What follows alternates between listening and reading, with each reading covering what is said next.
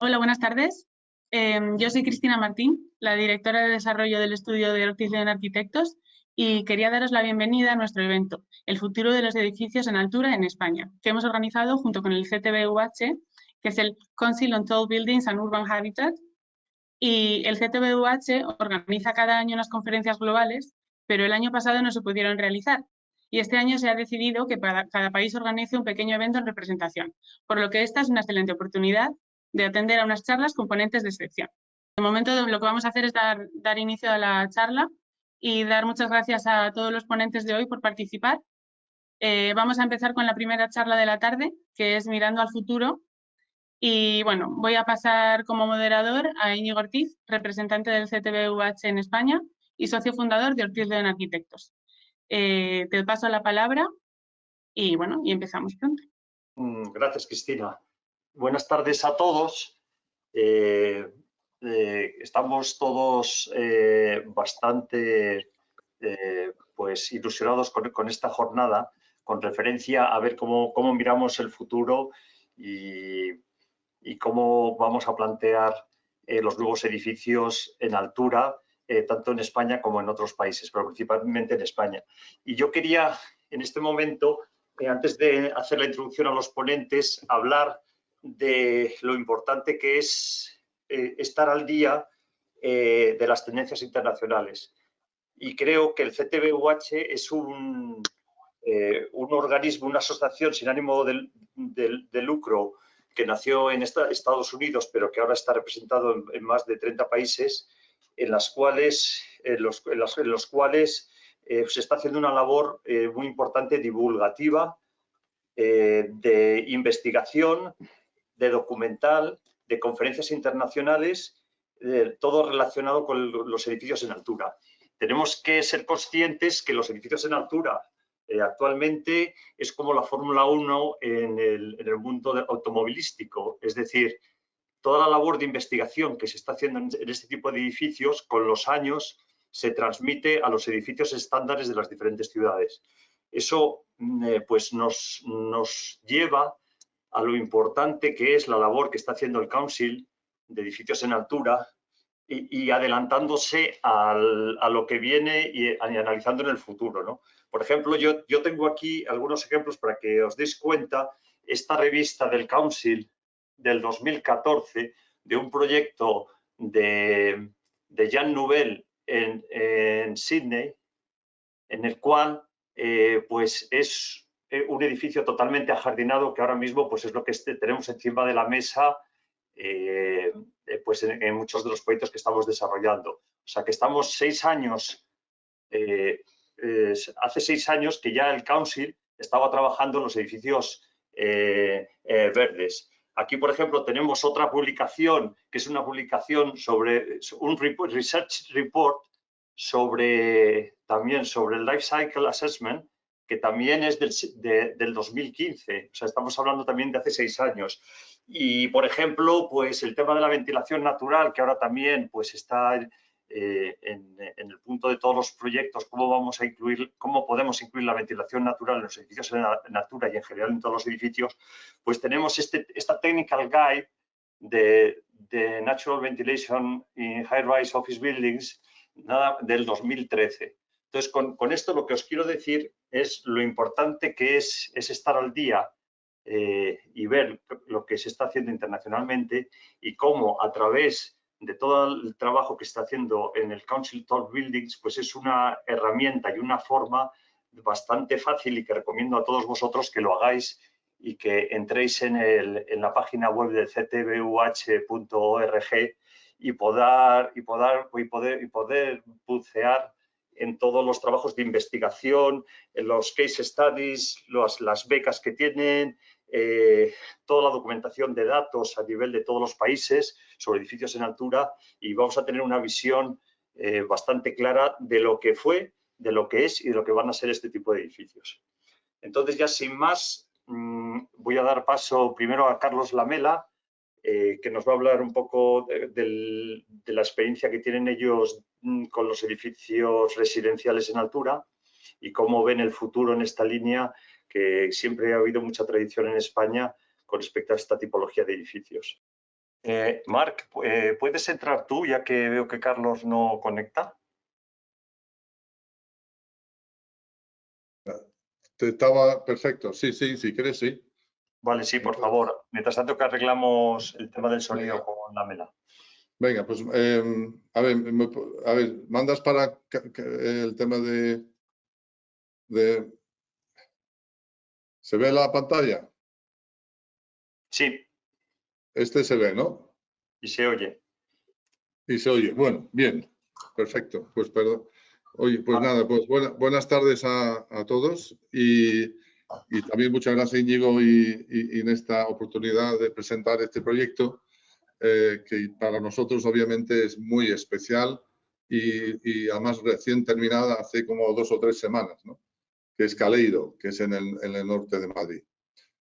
Como sabéis, este es un proyecto que está donde están las 4 torres, es la quinta torre que está entre las 2 centrales, justo al final de la Castellana, y entonces es un proyecto como muy especial en el sentido pues que hace unos años pensamos esto es realmente curar una herida en la ciudad, porque como bien sabéis, Caleido se construye sobre lo que son los cimientos y el aparcamiento y los muelles de carga de lo que iba a ser un proyecto magnífico de Tuñón y Mansilla, que es el Centro de Convenciones de Madrid. Y realmente es un proyecto que queríamos un poco buscar nuevas maneras de percibir o de pensar de qué es un edificio en altura y especialmente en esta modalidad que es un edificio en altura multiuso, y ahora lo veremos a ver. Entonces, claro, como decía, todo este edificio, pues teníamos el condicionante inicial de tener que apoyarlo sobre una cimentación existente y es un edificio que al lado de las otras torres tiene una edificabilidad mayor, pero que no hemos subido tan alto como hemos sido un poco más humildes, ¿no? Y no hemos subido tanto como las otras torres que están a 250 metros de altura. Cuando empezamos el proyecto, estuvimos aquí pensando varios por dónde ir, por dónde atacar este proyecto, ¿no? Y entonces una de las cosas que nos apetecía mucho era un poco volver a los orígenes, ¿no? Y siempre estos edificios de formas sencillas y con este vidrio oscuro, vidrio negro, que obviamente en aquellos tiempos por cuestiones técnicas nos pareció tremendamente interesante, ¿no? Con lo cual quería un poco recuperar o hacer un pequeño homenaje a los edificios de antiguos, ¿no? De los primeros rascacielos. Y curiosamente, Caleido, que tiene una altura en la parte de Castellana de 161 metros, pues también tenía una cierta semejanza con el Seagram Tower, que está un poquito más bajo, ¿no? También en los edificios en altura modernas hay un afán de hacer arquitectura cada vez más compleja, más unos alardes, y pensamos que quería volver a algo un poco más discreto, más humilde, más sencillo y que digamos la forma y las proporciones fueran lo que era la parte potente de este edificio y no recurrir a una arquitectura muy posiblemente de moda, ¿no? No queríamos un poco competir, porque claro, estamos haciendo un edificio relativamente bajito al lado de 4 edificios muy altos, que uno, bueno, uno que también ha hecho Íñigo y Carlos Rubio, amigos nuestros, y nosotros estamos en Espacio y Foster en la torre en aquel momento de Repsol. Entonces casi pensamos en más que hacer un edificio bajito, era hacer un monumento o un monolito grande, ¿no? Casi una pieza escultural, ¿no? Y eso es una parte un poco de nuestras ideas de inicio, ¿no? Y luego, una de las cosas que siempre nos ha gustado mucho y creo que perdemos es volver un poco a las proporciones matemáticas en la arquitectura, ¿no? Y en este caso lo que hicimos era buscar una serie matemática que era el cuadrado del 1, 2 y 3, que nos daba unas proporciones de 1, 4, 14, 1 de ancho, 4 de largo y 16 de alto. Y esto es una proporción matemática que, curiosamente, coincide con una de mis películas favoritas, que era 2001, Odisea en el espacio, de Stanley Kubrick, que obviamente después de salir un poco dañado por La Naranja Mecánica, esta película era una película espectacular, ¿no? Y vimos la semejanza entre, curiosamente, del monolito de 2001, que es 149, y Kaleido es 149. En la película 2001, el monolito era la fuente de conocimiento y en este caso, Kaleido es una universidad, también fuente de conocimiento, y ese pequeño gesto divertido me pareció interesante y nos apetecía hacer esos pequeños homenajes, ¿no? Obviamente, como decía antes, es un proyecto que, digamos, ahora mismo en ese momento era una gran herida, ¿no? Y una de las cosas que pensamos cuando hacemos el edificio en altura, y ahora lo veremos, es pensar en la cota cero. Y uno de los requisitos que pensamos era importante era integrar y utilizar Kaleido y todo lo que es la urbanización para volver a unir barrios. Los barrios del norte y del sur y el del este y el oeste, pues el edificio permite y fomenta esa integración urbana que pensamos que es fundamental en toda edificación. Se me ha ido la pantalla, ¿no? A ver. No, la vemos. se te ve. A ver, ahora sí lo veis, ¿no? Sí. Bien. Entonces, aquí vemos esa integración en ambos sentidos que para nosotros era fundamental recuperar esa integración urbana, ¿no? Otra cosa que queremos un poco plantear en el tema de edificios en altura es que muchas veces la gente está pensando en el diseño, cuando hacemos en la cota 250, la cota 180. Y en este proyecto hemos querido pensar en la cota cero, en la cota donde pisan las personas, donde anda la gente, ¿no? Y porque realmente a veces se olvida la cota cero en edificios en altura y nosotros hemos querido con este proyecto recuperar e humanizar un poco el espacio que hay de las 4 torres, creando una calle urbana, que esta es la calle norte-sur, y esa calle incluso algo hundido, porque como sabéis, en edificios en altura hay muchos vórtices de viento y entonces hemos hecho estudios de viento y esta calle está protegida del viento y hay 2 plazas que también tienen que ser como espacios lúdicos y especiales para la torre. Con lo cual, ese pensamiento en la cota cero también se extiende hacia la parte oeste de Kaleido y también hemos introducido este parque urbano muy integrado, tanto como veis aquí el parque y las cubiertas verdes que dan un poco jardines a la torre, crean unos espacios realmente espectaculares para el uso y el disfrute de la gente de las torres, ¿no? Entonces yo creo que el primer mensaje aquí que hacemos en este edificio de altura es ese respeto, recuperación y el trabajo que hemos hecho en la cota cero, ¿no? Yo creo que eso es algo casi único en muchos proyectos, ¿no?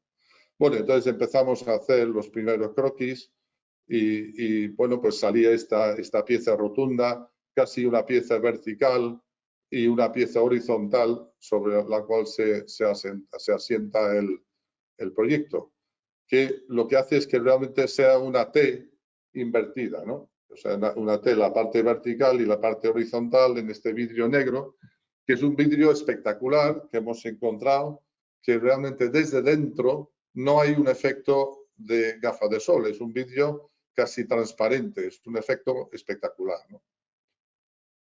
Otro elemento que hemos pensado interesante de este proyecto es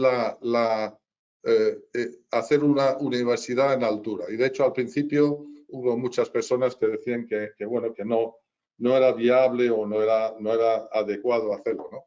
Y bueno, pues hay unos ejemplos, algunos, pocos, en Asia, pero también este ejemplo que me acuerdo de James Sterling en Liverpool, que en su día me encantaba. Y entonces realmente es un edificio en altura que tiene 180 de alto, 260 de largo, lo que es el basamento, y introducimos un edificio multiuso. También algo en Madrid o en España poco frecuente, el tener un edificio con muchos usos. Como sabéis, en los planes generales suele haber residencial, oficinas, pero hacer un edificio que tiene una universidad de 46.000 metros, una clínica deportiva y usos comerciales, también es algo realmente, creo que necesario, ¿no? Entonces, en este proyecto lo que hemos hecho, la torre en sí lo tiene la universidad y también una parte del basamento, el lado, digamos, sur.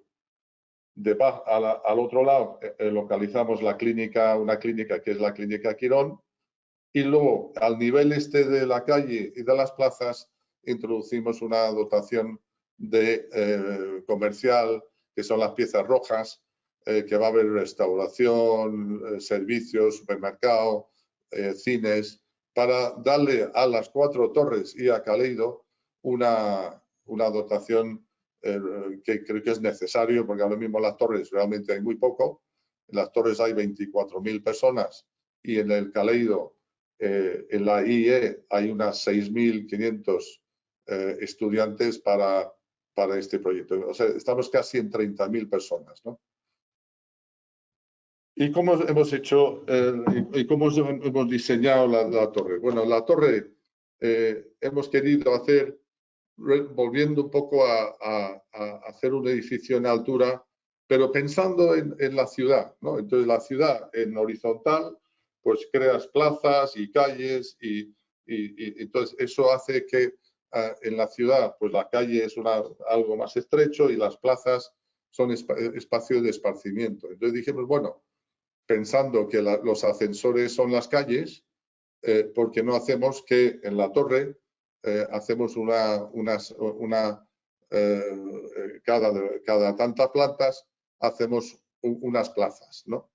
Y ellos le llaman Garden Hub, diferentes hubs que crean, digamos, sitios de encuentro, y luego hay diferentes espacios que vamos creando en la torre para un poco diversificar la posible monotonía de una torre, ¿no? Por ejemplo, el living room, el micro agora, el wellness corner, exhibition hall, etcétera. Y todos estos en la torre funcionan muy bien. Como veis, aquí están las plazas y la idea es que los alumnos suben a sus aulas y se mueven por los ascensores que funcionan muy bien.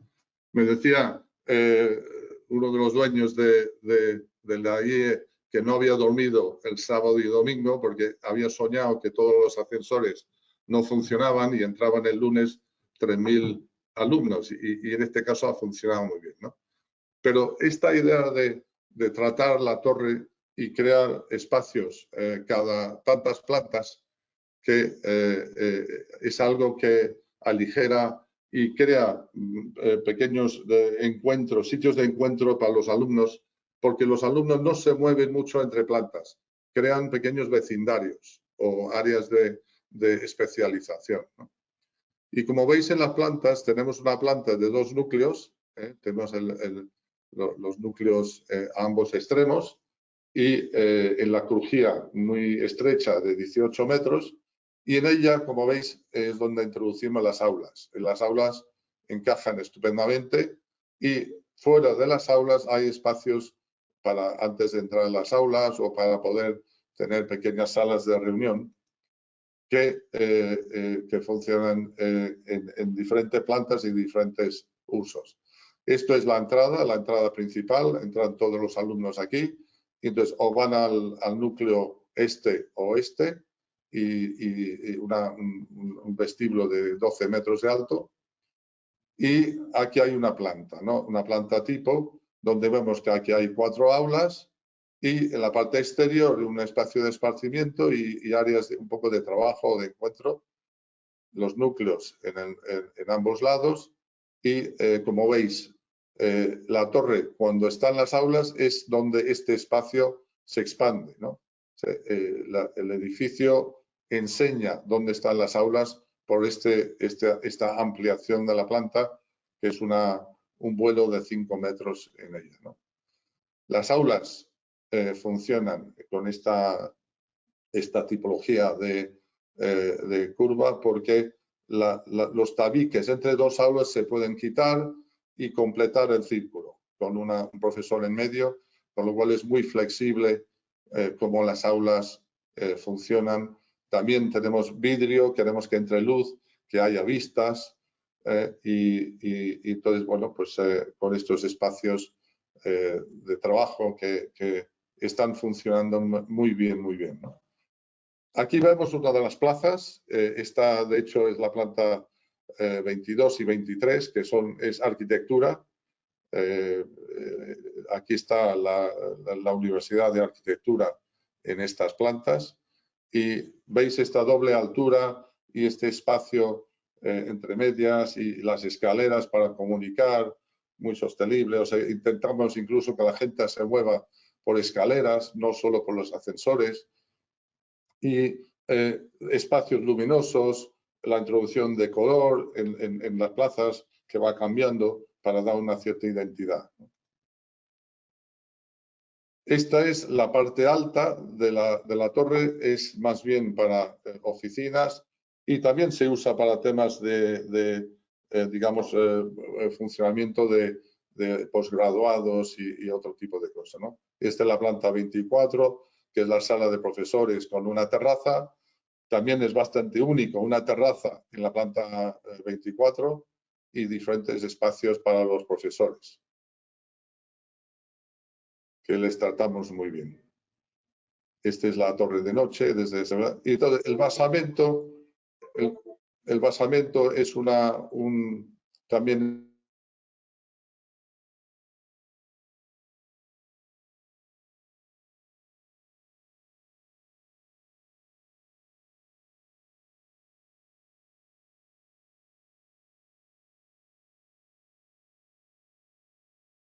Marc, te has quedado bloqueado.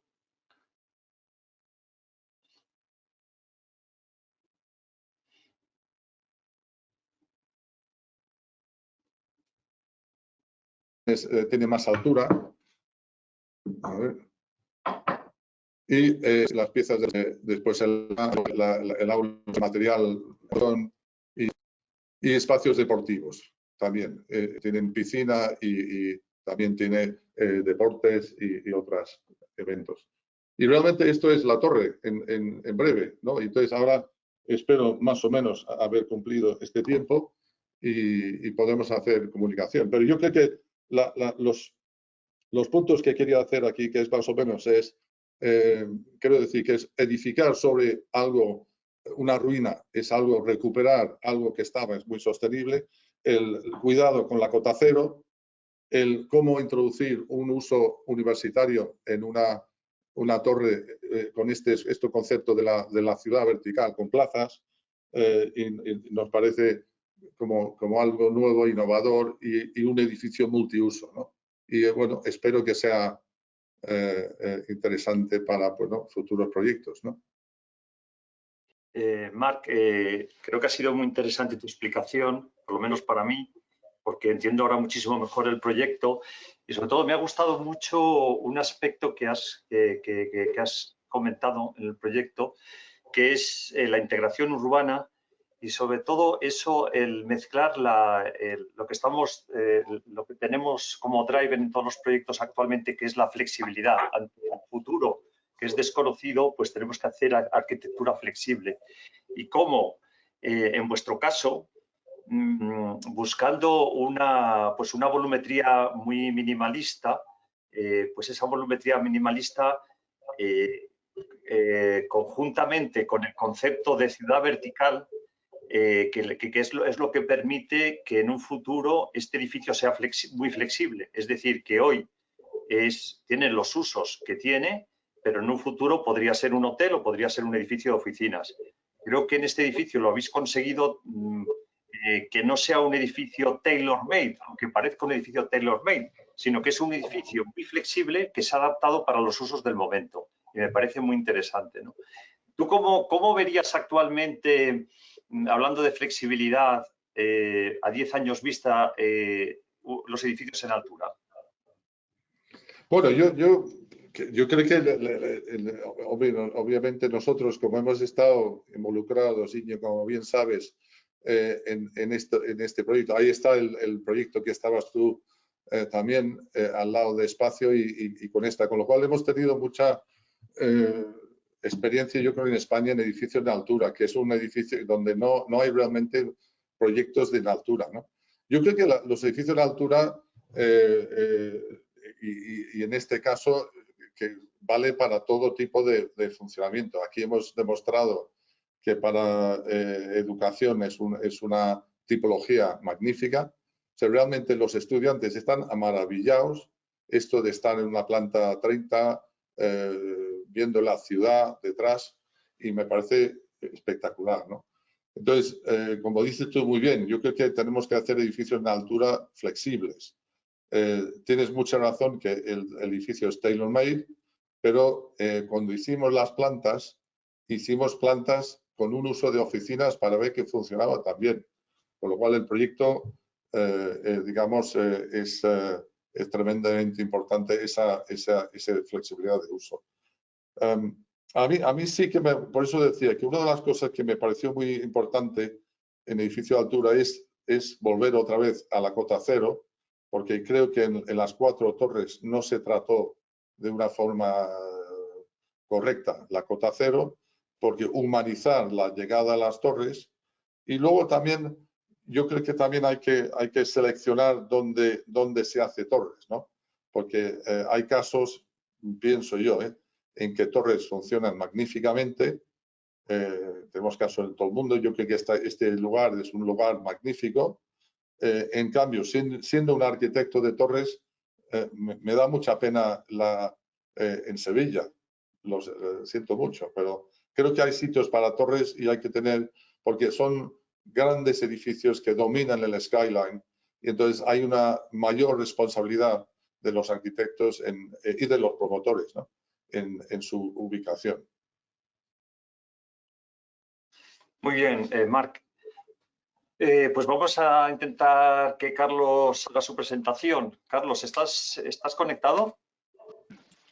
Sí, ahora sí. He entrado y creo que ahora me oís. Por lo menos el micrófono de mi pantallita está en azul, que eso quiere decir que me oís. ¿Es así? Sí, yo te oigo, pero no te veo. Bueno, ahora vamos a intentar poner la presentación para ir rápido. ¿Me oís? ¿Me veis ahora? Sí. Sí, te vemos. Perfecto. Bueno, pues ahora vamos a... Lo importante es que veáis la presentación. Compartir pantalla y... ¿Ya lo podéis ver? Sí, adelante. ¿Lo podéis ver? Vamos a ver. Vale, perfecto.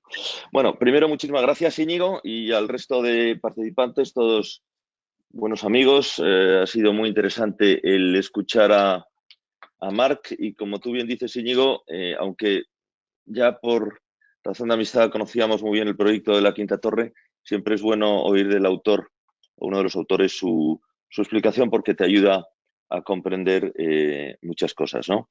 Bueno, yo voy a ser también breve. El estudio lo conocéis vosotros. Yo siempre digo que he tenido la gran suerte de heredar un estudio que fundó mi padre, que además era una persona que no tenía inicialmente ninguna relación con la arquitectura, ya hace casi 70 años y bueno, pues hemos hecho todo tipo de edificios. Esta es nuestra sede, como alguno de vosotros ya conocéis, en Madrid, donde llevamos trabajando 14 años con un equipo de gente estupendo y la verdad que estamos muy, muy orgullosos, ¿no? Bueno, edificios en altura. Como decía Marc, en España no se han hecho muchos edificios en altura. No es un país que tradicionalmente los haya tenido, pero es curioso cómo Madrid fue la primera ciudad europea en tener rascacielos. Es una cosa que prácticamente nadie sabe, ¿no? El edificio de Telefónica, construido en el año 29, que venía casi importado de Estados Unidos y firmado aquí por Cárdenas, pues durante muchos años fue el rascacielos más grande de Europa. Y luego los edificios que se hicieron en la Plaza de España, tanto el edificio de España, año 54, la Torre Madrid, año 57, pues en su momento fueron también de los edificios más altos de Europa, incluso el edificio de España, el edificio más alto del mundo en estructura de hormigón. Eso quiso que de alguna forma se empezase a construir con edificios turísticos de altura. Estos son unos ejemplos, algunos que hizo mi padre, pues muy a comienzos de los años 60, años 61, 62, en el Paseo Marítimo de Palma, ¿no? Y son edificios, como podéis ver, de una factura pues muy, muy, muy moderna, ¿no? Este edificio que ahora podéis ver, con una fotografía de mi padre, debe ser el año 63, 64, cuando mi padre apenas tenía 30 y tantos años, pues fue un conjunto de 21 bloques de 20 plantas en Torremolinos, que fue posiblemente el proyecto turístico más importante que se hizo durante muchos años en España y que además fue un concepto muy interesante porque liberó todo un espacio enjardinado importante, porque era un terreno que tenía una enorme edificabilidad, concentró la edificabilidad de una serie de puntos y he de decir que todos los vecinos que he podido hablar que estaban allí, ya han vivido durante mucho tiempo, pues estaban súper contentísimos de poder disfrutar de unas vistas al mar impresionantes, tanto cuando estaban arriba como cuando estaban abajo, porque eran unos edificios que se habían organizado de alguna forma que siempre las vistas al mar eran prioritarios. Luego mi padre también en los años 60, final de los 60, hace edificios en altura siempre desde el punto de vista de arquitectura turística, tanto en zonas más residenciales como en ciudades. Estos son dos edificios de la capital de Málaga. El de la izquierda es un edificio que se acaba de proteger recientemente en la avenida Ciudad de Melilla de Málaga, y el de la derecha es un edificio también muy singular en la Malagueta, y es un edificio que se llama Edificio Parque Mar. Luego el de la izquierda, que también es un edificio que yo le tengo mucho cariño porque es un edificio muy interesante, un conjunto, el conjunto Rocamarina en Palma de Mallorca, que a pesar de estar en primera línea de mar, bueno, pues tiene una singularidad de su relación con la naturaleza realmente estupenda, y bueno, y las Torres de Colón en su versión inicial, que eran viviendas, en la página de la derecha, con su sistema colgado que todos conocéis y que fue una primicia mundial. Bueno, y ahora vamos a hablar muy rápidamente del proyecto que me sugirió Íñigo que me centrase, que es el proyecto de las Torres Málaga, antiguamente llamado Torres del Río. Esto fue fruto de un concurso internacional que tuvimos la suerte de ganar ya hace unos 3 años. Y bueno, es un lugar muy interesante porque está justo en el límite de la ciudad de Málaga, apoyado junto al mar, separado de la playa por la carretera más importante, que es la carretera que continúa el Paseo Marítimo, que es la carretera nacional, pero que tiene una gran importancia en la ciudad y que se sitúa al otro lado de un gran proyecto que se va a hacer, que es el proyecto de la térmica, en el cual nosotros también concursamos. Este edificio nace por la unión de dos clientes, que es Metrobacesa y Serra Blanca. Curiosamente, Metrobacesa, al dividir los activos, se queda con las dos torres laterales, y la torre central se la adjudica el promotor local de Marbella, Serra Blanca. Y yo siempre pensé en este proyecto como un mil hojas, ¿no? Es decir, que fuese una especie de mil hojas con una serie de terrazas, que ya sabéis que en Málaga, pues las terrazas, y en la costa, lógicamente las terrazas, aparte de no computar, es un activo fundamental. Todo el mundo quiere terrazas amplias, terrazas conectadas con el interior de la vivienda, terrazas que por supuesto no se puedan cerrar y que formen parte de la vivienda como forma parte de un dormitorio, un baño, un salón. Es decir, que en la mayoría del tiempo del año, pues estas terrazas se pueden utilizar al 100%, ¿no? Esto es un gráfico explicativo un poco de las condicionantes urbanísticas que ya estaban prefijadas mediante un estudio de detalle anterior, con lo cual teníamos un movimiento relativamente escaso, salvo en estos movimientos deslizatorios que fuimos dando tanto en las partes superiores como en las inferiores, ¿no? Es decir, una especie de chocolatinas, ¿no? Que se van desplazando unas a otras para crear sobre todo un aspecto que huyese del aspecto tradicional que tenían las torres en ciudades como Benidorm u otras localizaciones de la costa que tenían una geometría pues, mucho más vertical, pura y por lo tanto algo más aburrida, ¿no? Bueno, esta es una planta de los estacionamientos. Bueno, construir al lado del mar ya sabéis que es complejo por todo el tema que hay de presiones del agua y, en fin, de todo lo que implica el tener que estar bombeando continuamente el agua marina que se puede llegar a filtrar casi de forma inevitable, ¿no? Las plantas tipo de las torres, bueno, esta es la planta tipo de la torre central de Sierra Blanca, que pueden verse los dos núcleos de ascensores con las escaleras al fondo. Son viviendas, programas amplios. En el caso de Sierra Blanca, solamente el cliente quería unas terrazas mirando al mar. No le importaban las vistas laterales porque, claro, tenían dos torres en el lateral. Aquí podéis ver, hombre, este es un edificio de 20 plantas, no es que sea un edificio en altura si lo podemos comparar con lo que se está haciendo en otros países, pero hombre, para España sí es un edificio alto. De hecho, yo creo que es el conjunto edificatorio más importante que se está haciendo en la fachada mediterránea prácticamente en toda España, ¿no?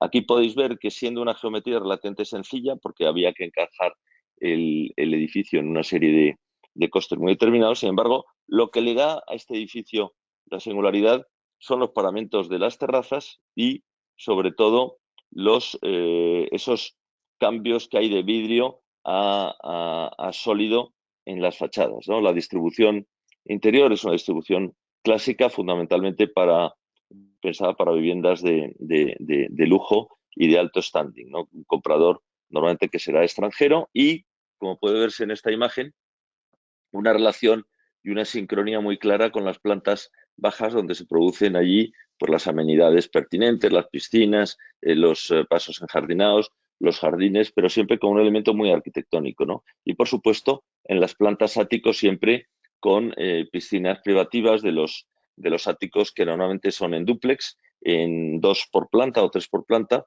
dependiendo la ubicación. Aquí podéis ver una vista desde el paseo marítimo, un poco como lo que decía, ¿no? Que como un tronco, un edificio cuyo tronco es bastante tradicional, a través de las terrazas y sus componentes de vidrio y frentes opacos se puede conseguir, bueno, pues estas vistas que quizá que tienen un poco más de interés, sobre todo de interés arquitectónico. Aquí podéis ver todos estos movimientos que se producen siempre con elementos prefabricados, que es lo que estamos intentando hacer el acabado de las terrazas para que las componentes sean más claras, que huyamos de la mano de obra tradicional de cara a hacer estos elementos que son complejos, porque podéis ver aquí estos vuelos, que siempre son vuelos importantes, bueno, con todos estos remates que no serán fáciles de ejecutar bien, porque además hoy el comprador quiere tener unas fachadas pues muy de vidrio y, por supuesto,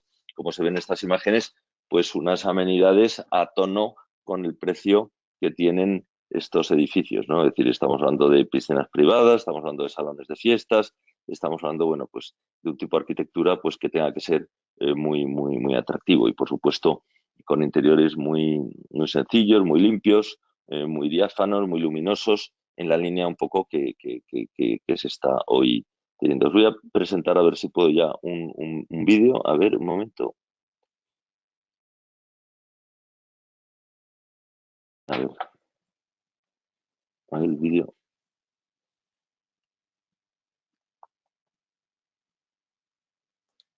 No hay vídeo. A ver. Si quitas la foto aquí, a lo mejor. No. Bueno. A ver.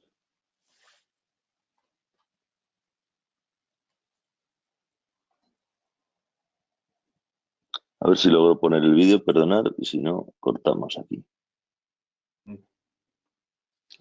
Carlos, mientras tanto te hago una pregunta. Sí, dime. O sea, lo que está claro es que me parece muy interesante, la verdad que son espectaculares los... ¿Está ya? No, sigue hablando porque está Guillermo ayudándome. No lo sé si lo tres, podremos poner. O sea, lo que está claro que cuando te das una vuelta ahora por el mundo, el tema del residencial en altura está de moda. Tanto ciudades como que son las números uno a nivel de sostenibilidad, como puede ser Melbourne o Vancouver, o bueno, muchas ciudades también ahora en China, en Dubái, el residencial en altura está de moda.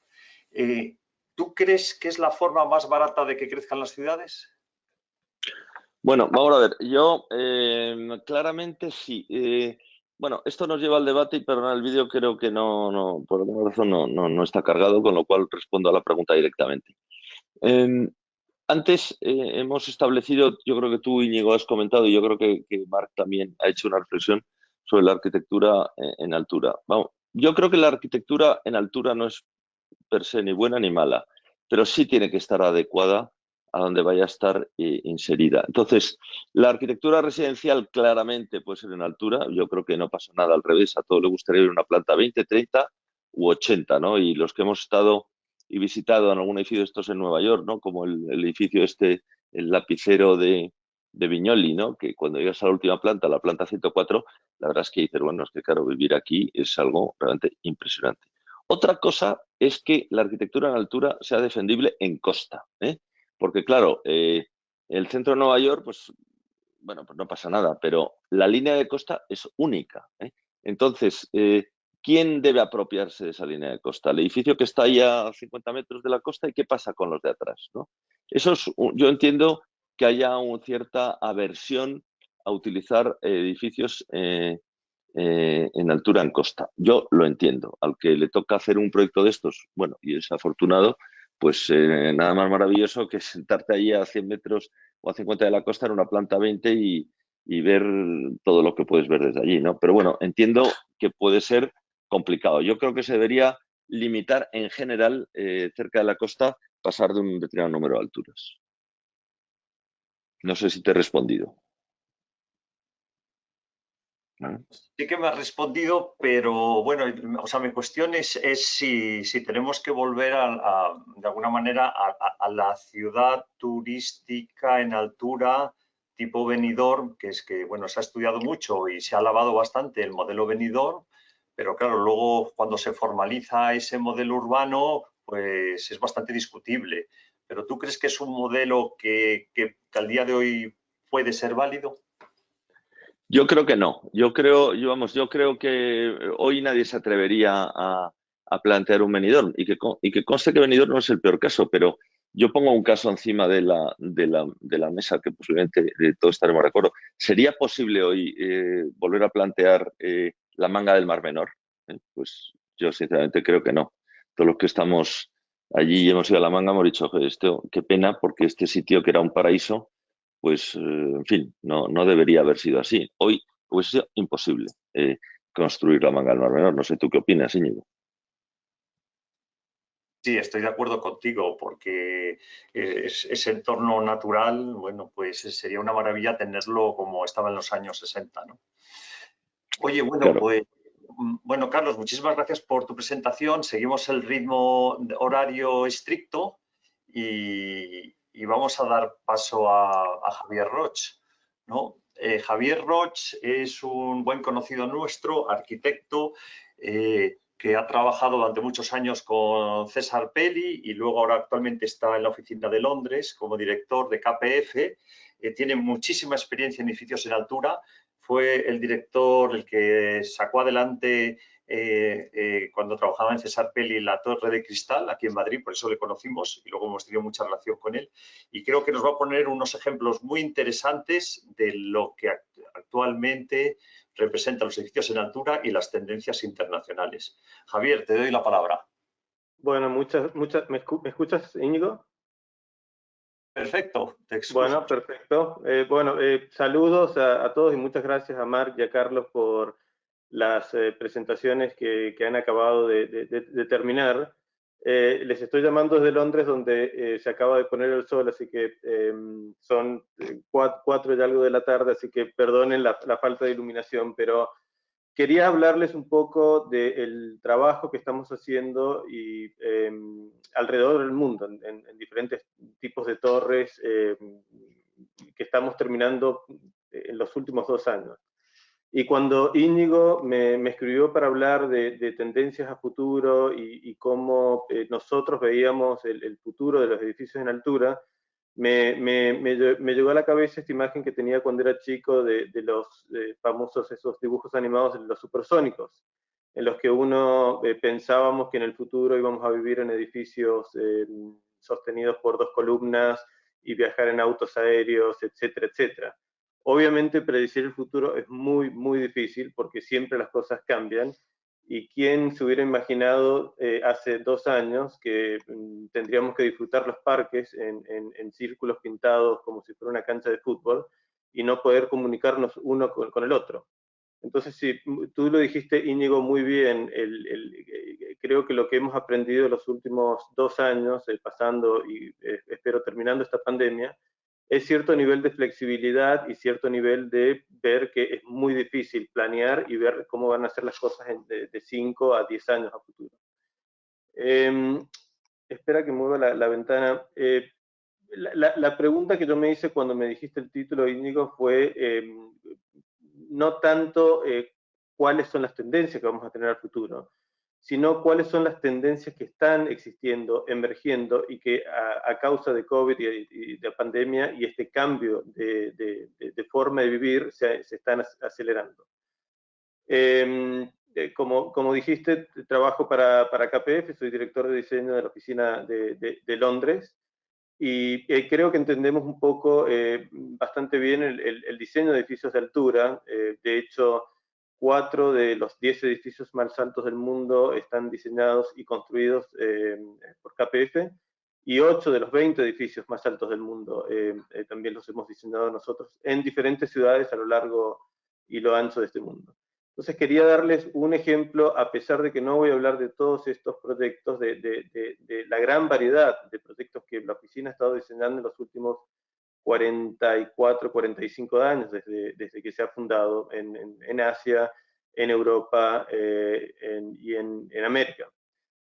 Particularmente en la oficina en la que trabajo yo, que es la oficina de Londres, tenemos una gran concentración de edificios de altura, que se están diseñando y construyendo y terminando en este momento, como el edificio Scapel en la City de Londres, Woodward, que es un proyecto residencial de 200 metros de altura en el cual estoy involucrado, muy cerca de donde vivo yo. De hecho, en este momento les estoy llamando hoy trabajo desde casa y estoy en un piso 40, así que me relaciona y me identifico mucho con vivir en edificios de altura. Y otros proyectos como que hemos terminado, como One Crown Place, o un proyecto recientemente que hemos obtenido planning approval, como 70 Grace Church, que es este edificio que está en la esquina superior izquierda. Siempre nosotros como grupo de diseñadores estamos comunicando, tenemos las oficinas de diseño en Nueva York y en Londres, pero obviamente practicamos en todo el mundo. Y estas tendencias obviamente van cambiando y estos círculos y el contenido de los círculos permanentemente se ajusta a la economía de cada uno de los países y las regiones en las que participamos, pero sí hay una cierta identificación de temas en común cuando diseñamos estos edificios de altura en América, en Asia o en Europa. No voy a aburrirlos con cada uno de estos puntos, y son puntos que por lo general son bastante entendibles, pero como decía, es la aceleración y la adaptación y la inclusión de estos puntos en los proyectos que vamos diseñando. Entonces he elegido 5 proyectos, 2 proyectos en Asia, 2 proyectos en Estados Unidos y un proyecto en Londres para hablar específicamente de cada uno de estos puntos que vemos que vamos a incluir. Un proyecto que acabamos de terminar es la torre de China Resources en Shenzhen. Este es un edificio de casi 400 metros de altura, que se acaba de terminar en la bahía de Huawei, en la ciudad de Shenzhen. Y es un edificio que es un edificio todo de oficinas, que es un corporate headquarters.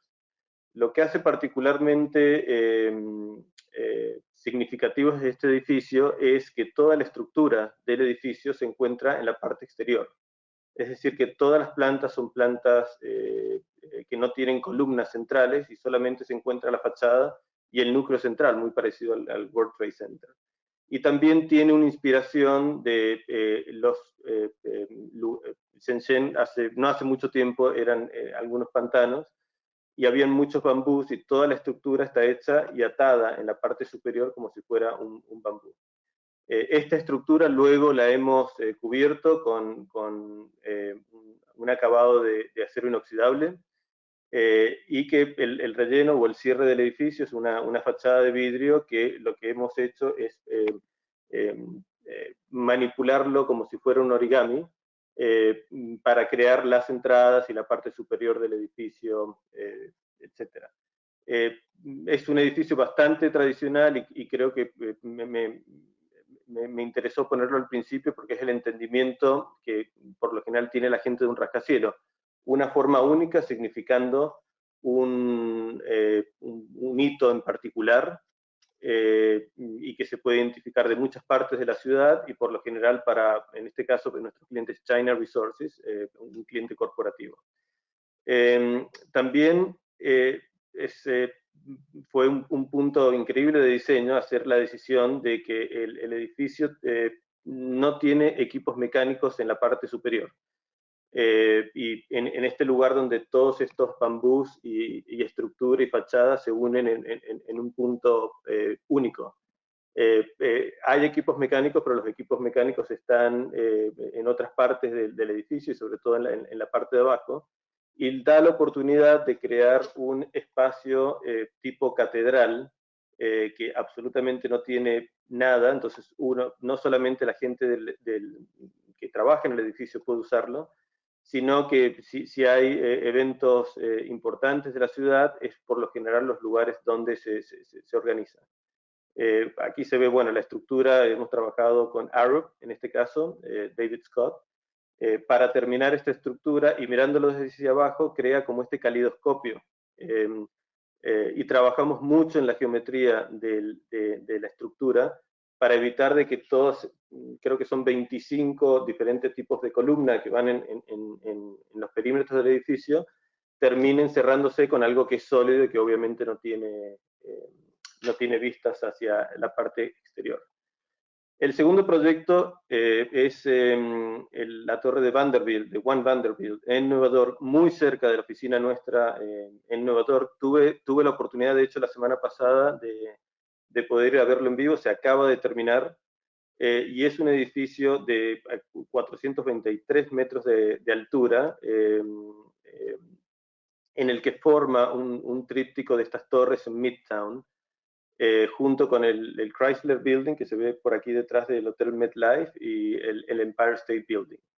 El edificio está formado por 4 volúmenes que se aterrazan diagonalmente y se organizan como si fuera una flor, es decir, en forma de pinwheel, y terminan en un spire, como muchos de los edificios de Nueva York. Este sketch es un sketch de nuestro presidente, de Jamie von Kempler, que hizo específicamente mirando desde Bryant Park, que es el parque que tenemos enfrente de nuestra oficina. Y es una torre también toda de oficina, con un torre de observación, piso de observación en la parte superior del edificio. Pero la razón por la que quería incluirlo en esta presentación es por el hecho de también tendencias de construir en altura al lado o cerca de medios de transporte grandes. Por ejemplo, en este caso, la estación central de Nueva York.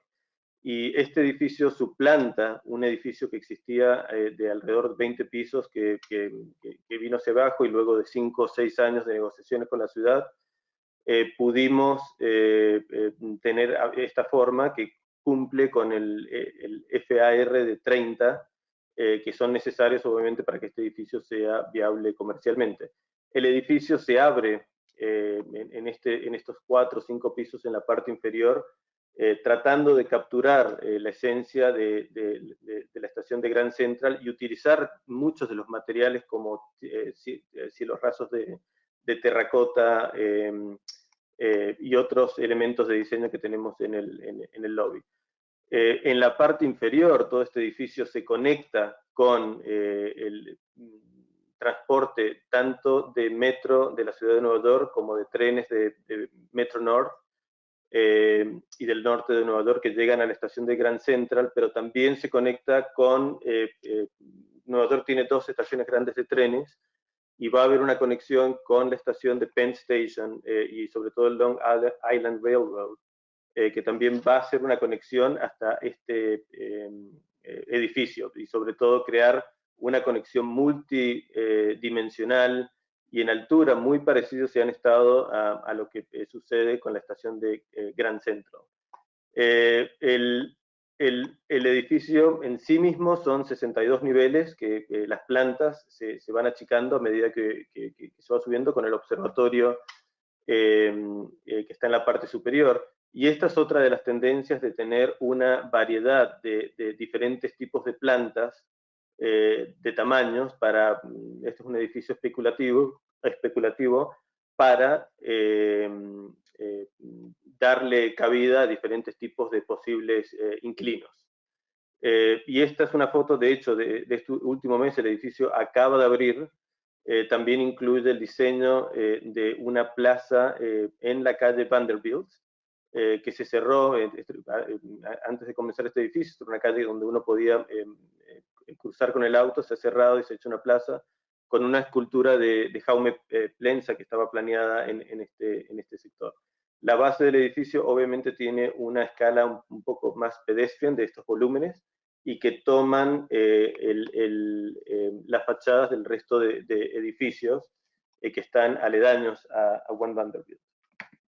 Un dato curioso, no parte de esta presentación, pero todos los spandrels están hechos de terracota con el mismo diseño que tiene los techos de la estación de Grand Central.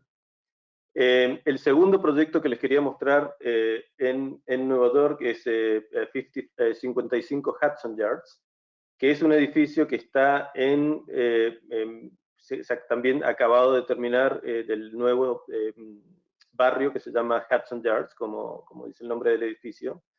Y nosotros hemos diseñado 3 de estos edificios. De hecho, este es el edificio que es el menos alto y son alrededor de 300 metros de altura. Este es un edificio mucho más simple, con unas plantas mucho más regulares, es más parecido a imágenes que veíamos antes de edificios en Chicago.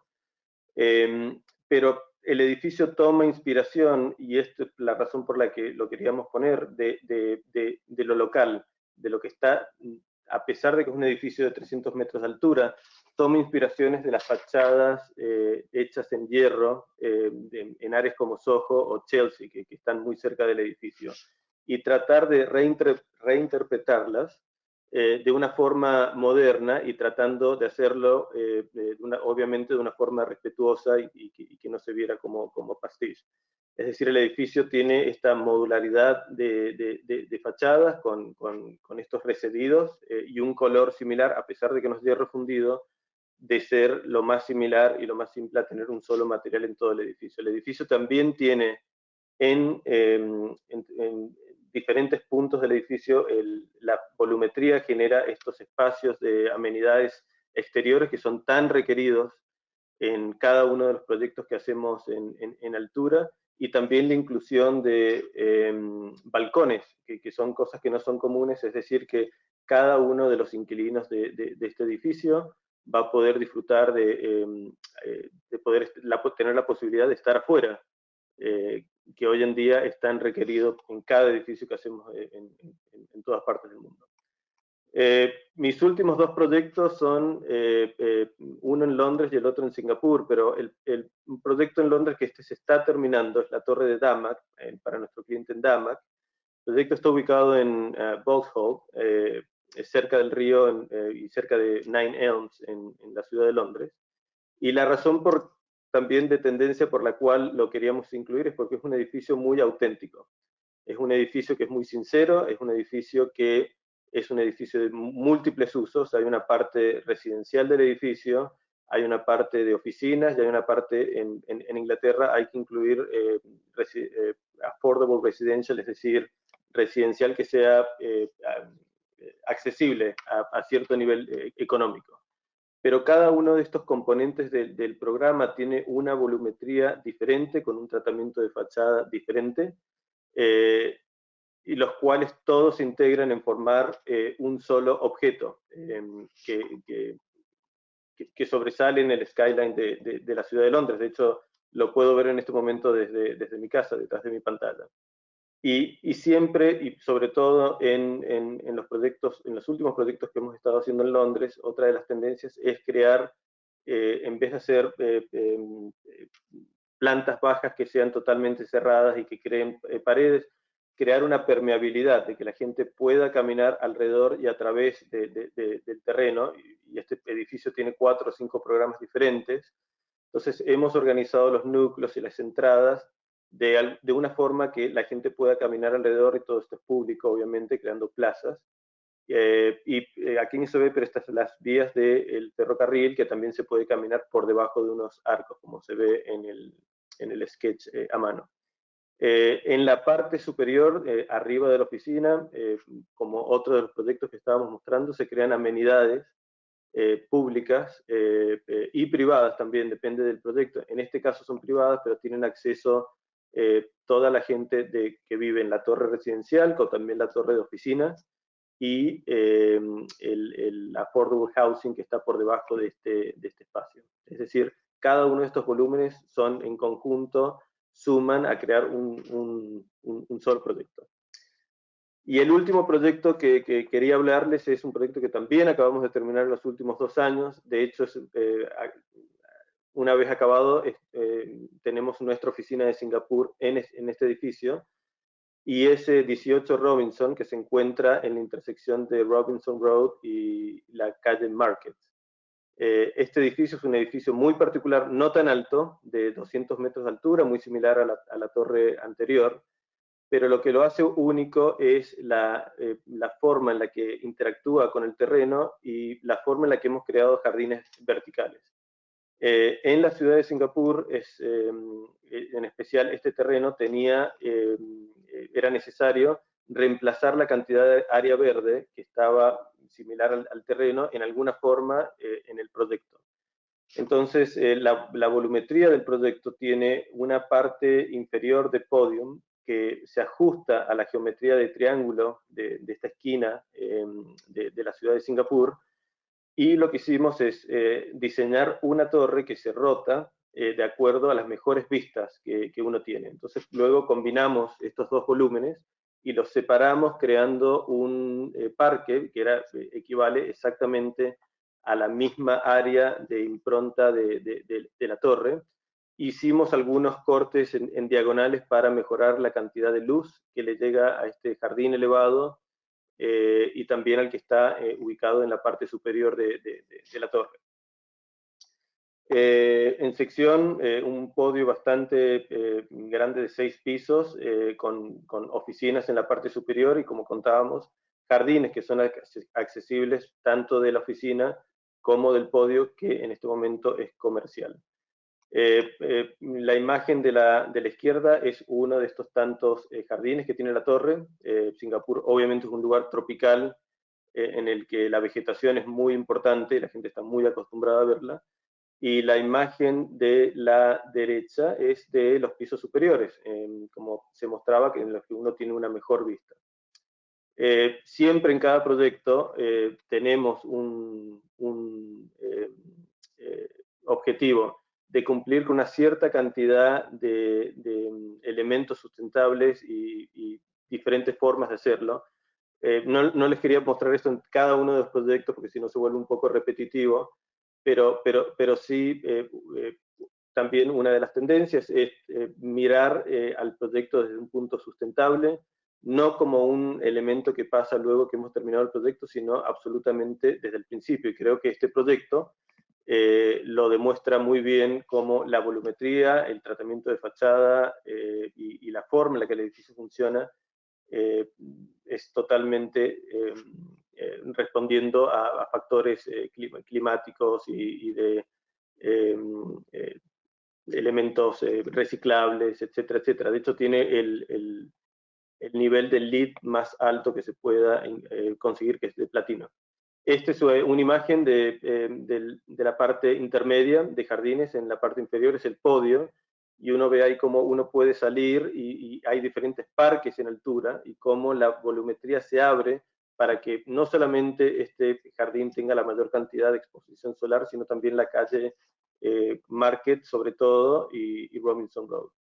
Y les dejo con esta última imagen, que es la imagen de si algún día quieren visitarnos en Singapur, es la forma en la que uno llega al edificio. Y bueno, es un edificio inusual en forma, pero que vemos que más y más es donde la arquitectura quizás creo que se mueve en torres de altura. En final, Íñigo, es para decir de que no hay una respuesta y no hay una tendencia en sí mismo, sino que son la agregación de diferentes temas que hemos estado hablando, pero también hay otros que no era imposible incluirlos en esta charla. Javier, muchísimas gracias, porque ha sido muy interesante. Yo he cogido aquí dos tendencias que he visto en vuestros proyectos que me parecen muy interesantes. El tratamiento como decía Marc, del nivel cero en el proyecto de la estación central de Nueva York, cómo lo que divide lo público y lo privado, que en los edificios, en los rascacielos, normalmente los lobbies estaban muy cerrados con respecto a las calles y a la ciudad, cómo se abren y cómo esa transición, esa permeabilidad tiene que existir de forma que lo público entra dentro de lo privado en los edificios, incluso se transmite a través de los ascensores como un elemento, no como ascensores, sino como un transporte vertical público, ¿no? O sea, son espacios privados de uso público. Lo vemos, lo vi cuando estuve en Chicago justo antes del COVID, lo vi en un par de edificios que estaban en altura, que estaban demoliendo las fachadas de los lobbies que eran de granito y lo estaban convirtiendo casi en peceras tipo tienda Apple y ajardinando los lobbies. Y como lo hemos visto pues aquí en Madrid con Torre Europa, con la transparencia con el cambio que se ha hecho, ¿no? Entonces, eso por un lado. Y luego, por otro lado, lógicamente, la tendencia que yo llamo la nueva infraestructura en los edificios, que es lo verde, así como los servicios de climatización nos está dando un confort físico, como pues lo verde, si lo tratamos como una infraestructura más dentro de los edificios, tenemos la gran ventaja de todo el tema de sostenibilidad, pero cómo podemos actuar en el mood de las personas, en el ánimo de las personas, a través de hacer partícipe la naturaleza de una forma urbana dentro de los edificios, ¿no? Entonces, yo creo que los ejemplos están muy claros. La escuela de Singapur creo que es la escuela número 1 de tratamiento verde, como dices tú, como os ha pasado en vuestro proyecto, que realmente si tú tienes un solar de 10.000 metros cuadrados, tienes que hacer en tu edificio 10.000 metros cuadrados de verde, ¿no? Entonces, eso es una normativa que tendríamos que aplicarla también en nuestras ciudades para hacerlas más verdes, aunque Madrid no lo vemos los madrileños, pero es una ciudad muy verde, pero tendría que ser lo que son todas las cubiertas, están muy poco tratadas. Y bueno, vuelvo al inicio de mi conversación diciendo que los grandes edificios son la Fórmula 1, te das cuenta viendo sobre todo el edificio de Shenzhen, como seguro que la labor de investigación que ha habido a nivel de fachadas, de climatización en ese edificio, esa investigación se trasladará a edificios de menor altura y iremos avanzando todo lo que es la construcción, porque seguro que ese edificio tiene muchísimos elementos prefabricados, desmontables, y seguro que toda esa tecnología vuelve aquí. Tengo aquí, me pasan una pregunta que a ver si la puedes responder. ¿quién va a liderar la arquitectura en altura en los próximos 30 años en el mundo? Como había puesto al principio de la presentación, es muy difícil ver qué es lo que va a pasar, no solamente quién va a hacer los edificios, sino qué tipo de edificios van a ser. Yo creo que ha habido un cambio con una nueva generación también de arquitectos que tienen ideas muy frescas y que de por sí quizás toman ciertas cosas que teníamos dados por sentados y las repiensan de una forma totalmente diferente. Yo creo que es posible que sea realmente cualquiera y nosotros como Oficina de Diseño de Arquitectura estamos permanentemente también cuestionándonos y revisando el trabajo que hacemos nosotros mismos para que siempre las ideas sean frescas. Por ejemplo, el hecho de, no lo pusimos en esta presentación y sé que se va a hablar esta noche, el uso de madera estructural y el reuso de edificios. Más y más tenemos, creo que los proyectos más interesantes que estamos haciendo son edificios que cumplen cierto tipo de ciclo de vida y tenemos la posibilidad de agregarle a ese edificio cierta cantidad de pisos, si es posible, y cuando haces eso tienes una modificación de algo o un casamiento de... a veces son edificios que ha diseñado KPF hace 20 años o más y a veces son edificios que están hechos por otros arquitectos y repensar y ver qué es lo que se puede hacer. Eso es un trabajo muy interesante que creo que van a haber cosas muy importantes en los próximos años. Creo que la época de agarrar un solar y tirar absolutamente todo lo que estaba y empezar de vuelta, sobre todo en Europa, creo que es algo que tendríamos que repensar. Y ya para terminar, una última pregunta. Tengo aquí, no sé si lo puedes ver, una revista del Time que pone la ciencia de la felicidad, ¿no? Sí. Estamos trabajando, después de hablar mucho de la sostenibilidad y del wellness, estamos intentando acercarnos más al ciudadano y al usuario de los edificios y actuar sobre su estado de ánimo y su estado de confort desde la neurociencia. ¿Estáis trabajando, en qué línea estáis trabajando para conseguir que los usuarios de los edificios se encuentren no ergonómicamente mejor, sino que tengan mejor salud mental? Nosotros tenemos un equipo muy importante de gente que se dedican a la parte específicamente de sostenibilidad y de wellness, como tú decías. Entonces, desde un principio, quizás lo que estamos tratando de hacer ahora es integrar todos estos elementos en cada una de las cosas que tenemos que hacer. Por ejemplo, ayer estaba haciendo un proyecto en el que cuando uno trabaja, poder ver algo de verde es importante.